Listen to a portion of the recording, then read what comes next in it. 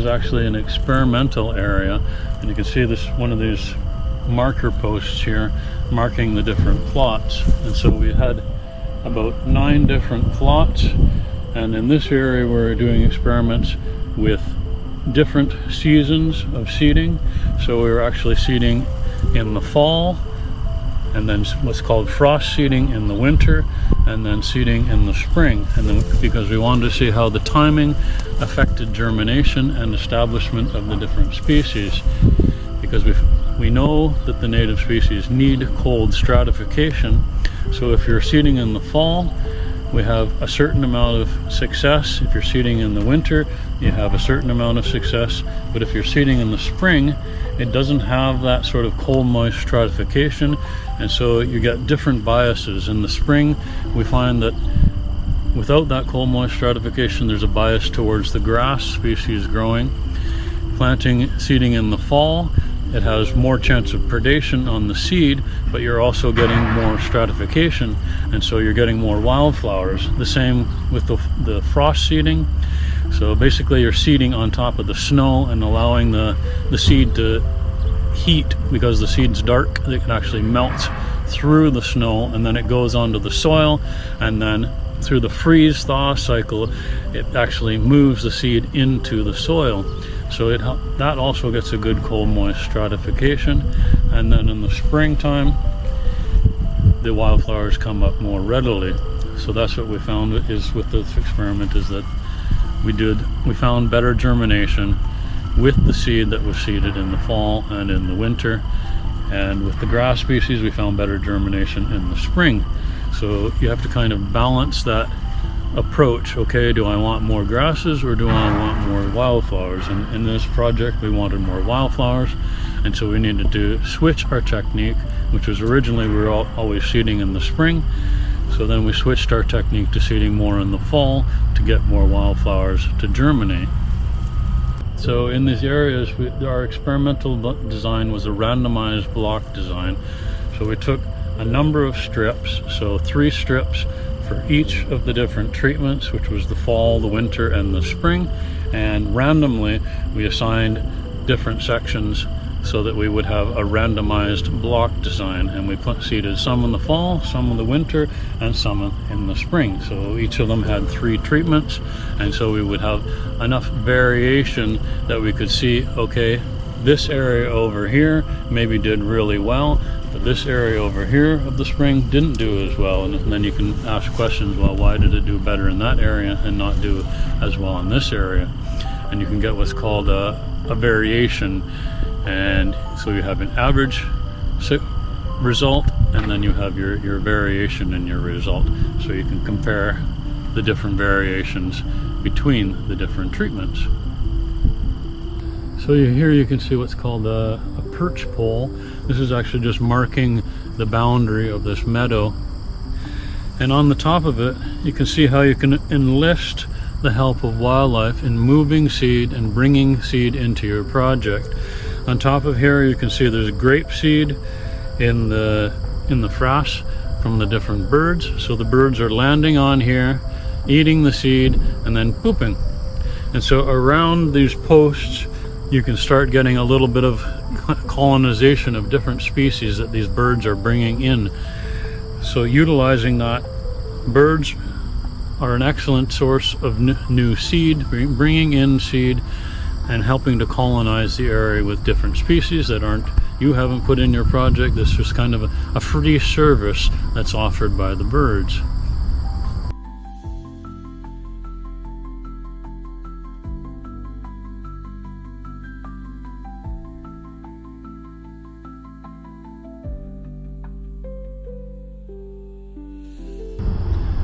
So this is a very large urban project.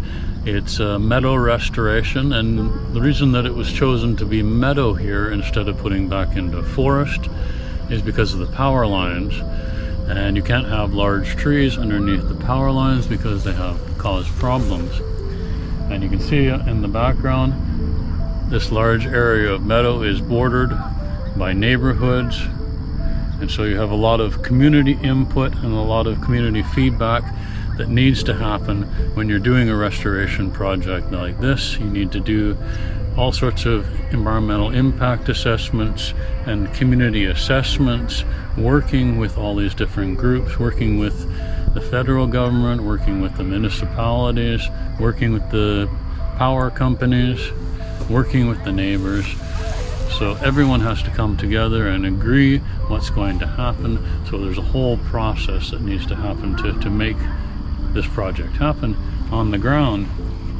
And as you can see, this is an older section of the ecological restoration project, and we have a good establishment of native species, and you can see there's areas with grass, there's areas with wildflowers, and the wildflowers are mixed in with the grasses as well. So you got about between 50 and 60% grass and between 50 and 40% wildflowers. So there's a good mix here. The grasses are holding on to the soil. The wildflowers are in between, so they have different types of roots, and they're interacting that way and utilizing every little niche that's in this habitat, producing a lot of habitat on different habitat structures for different species.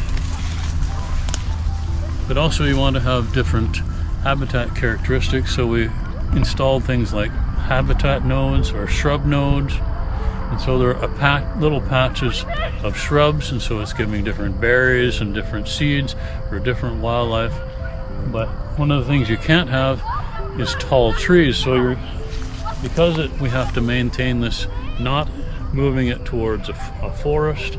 So the meadow is kind of like an early cereal stage, an early stage in succession, moving towards a forest ecosystem. And if we allowed it to move it to a forest ecosystem, the trees would get too tall and they would interfere with the power lines. So things like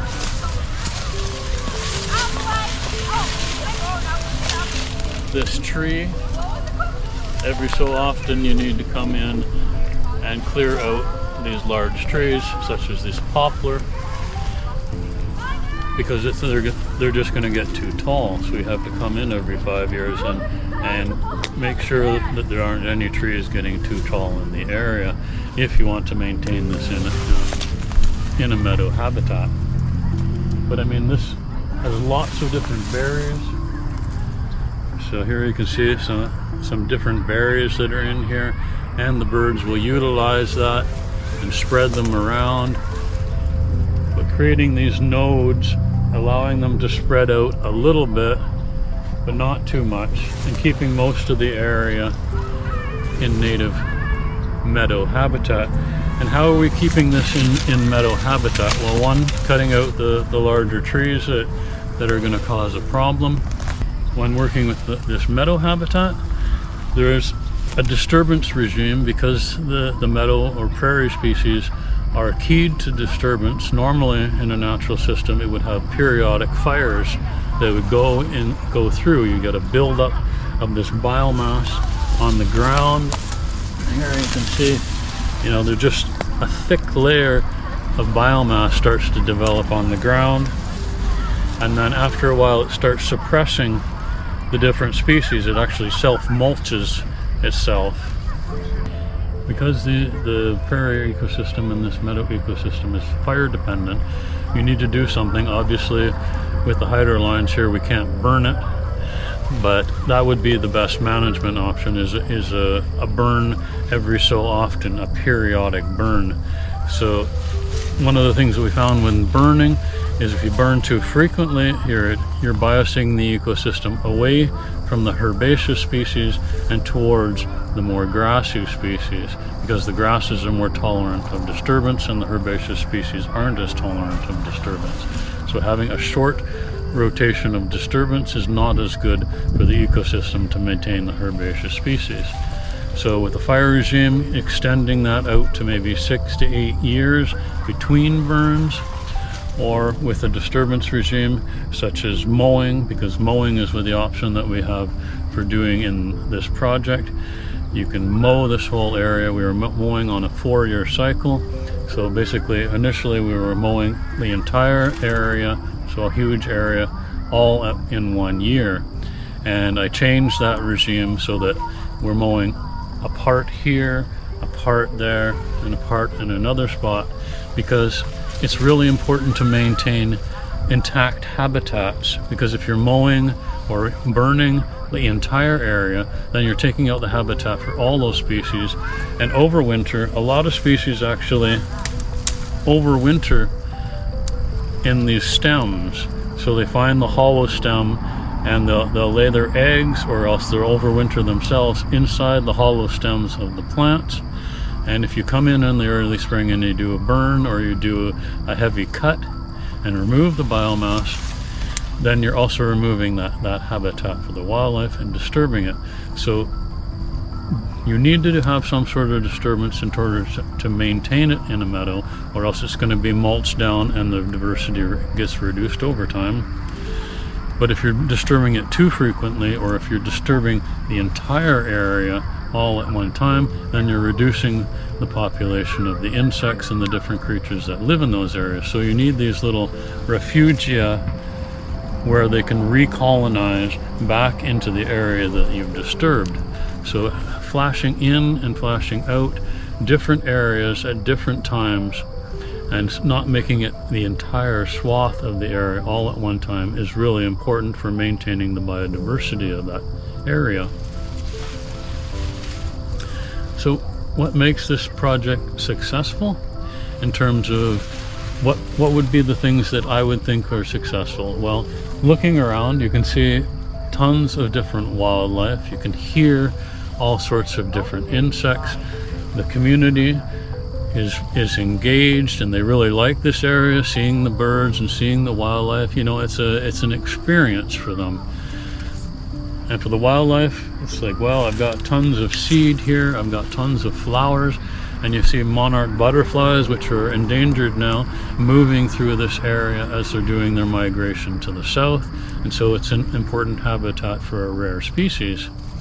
And this is an urban environment, so originally it was all turf, it was lawn, and so that offered nothing. It offered no habitat. And you can find in here all sorts of birds nesting in here, raising their youngs. And, you know, there's even ducks that are creating nests in here. There's fox, there's coyotes, there's deer, skunks, raccoons. Some of the urban species are also in here as well. But all these species are utilizing this area, so it's a success in that way. And the number of different species in here is fairly high. We've probably got 100 different species that we've used for the restoration project. Some of those species, you create a seed mix, and so you've got all this different seed and you're broadcasting it. And some species are fine. They'll come up from a broadcast seed mix, packed down, of course, so you have good seed to soil contact. But some species are very rare, and they're harder to do. If you just broadcast the seed, they're not going to germinate, and they're not going to come up very well because they're less competitive. And so what I did in this project is, some of the species that I knew would germinate well, they were seeded. And other areas, we did things like inviting kids to grow different seeds in their classrooms, and then they're bringing those little seed plants, little seedlings out, and then we do a little day of planting, and so you get the education and the community buy-in that way. Other species, we're doing community planting, so we'd buy potted plants that a nursery had grown, and we knew that they had good genetics and local source. And so they're bringing those more difficult to propagate species in and planting them around, and then you have to maintain them, make sure that they're going to survive after that. So having this dual structure, maybe you've got about 50 species that you can seed, and another 50 species that you need to plant in that are rarer, that are less common, that you can't get in a bulk seed mix. So you have to take these things into consideration to get more diversity in your habitat.